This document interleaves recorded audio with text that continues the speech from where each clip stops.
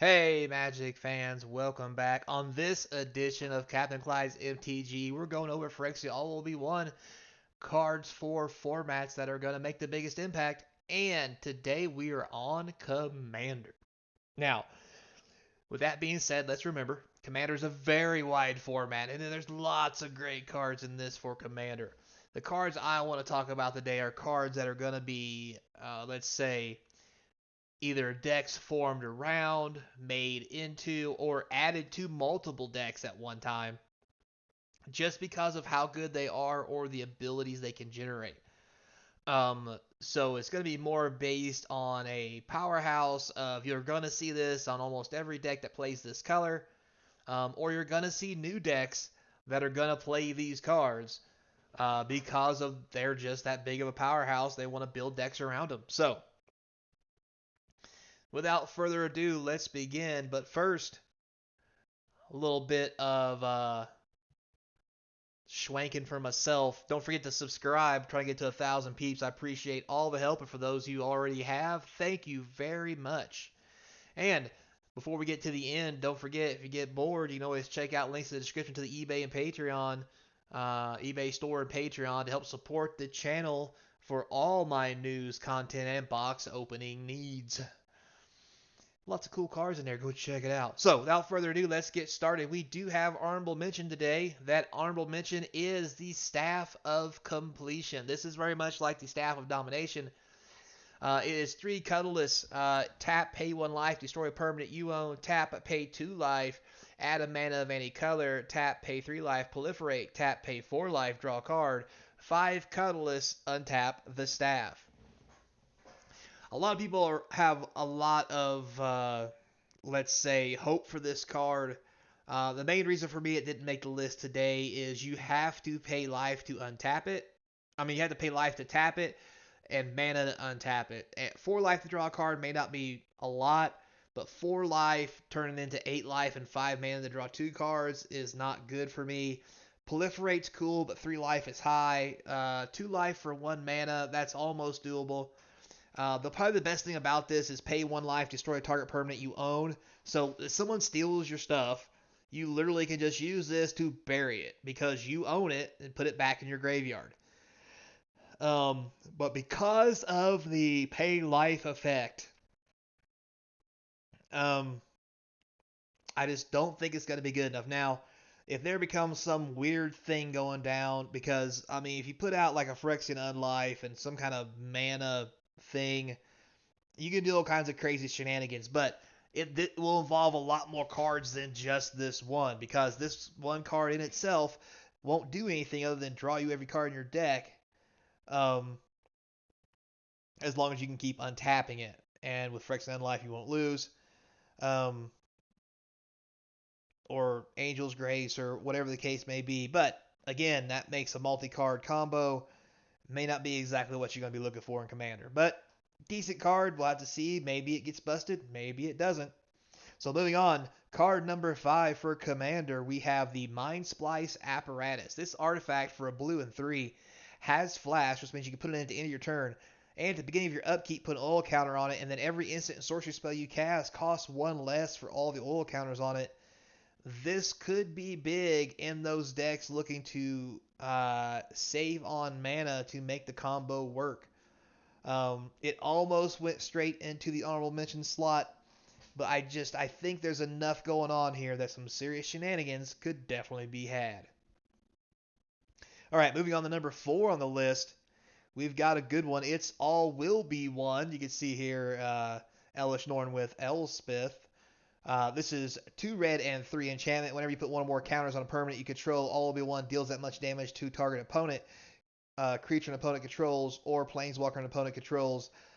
There is a red card, I forget what it's called now, it's 1 red, that whenever you put a counter on something, excuse me, deal damage to, or whenever something is dealt damage, you put a counter onto the enchantment.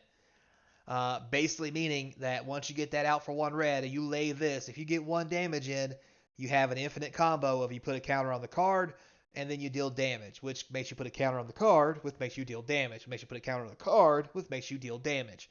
Repeat and rinse until everyone is dead. So 2-card combos are pretty sweet, not gonna lie, especially in Commander. And you're probably gonna see this in a lot of decks. So, moving on. Card number 3. That's right, we have White Sun's Twilight. So, this one Twilight spell was the only one to make it to the list today, mainly because when you play in Commander, you're playing with lots of people, and therefore you want something that's going to have a board-altering effect or a game-altering effect for several people. This is the better Wrath of God. 2 white and X, you gain X life and create 1/1 colorless Phyrexia Might tokens with Toxic. They can't block, that's fine. However, for 5 or more, destroy all other creatures. What this basically means is, let's say you're playing this in a white-blue X, white-blue something, white whatever deck, and you do something that lets you cast a sorcery spell at instant speed. And at the end of your opponent's turn, you cast this for 7, and you literally wipe the board, make 5 mites, and you've almost won the game. And if you get into a situation where you can cast this for a whole buttload more, you could probably toxic someone to death in a matter of a turn or two. It's just a better Wrath for just 2 more mana. And if you don't Wrath with it, it still has a good effect at 6. It gives you 4 life. It gives you 4 creatures with Toxic that they can't let you just punch them in the face with.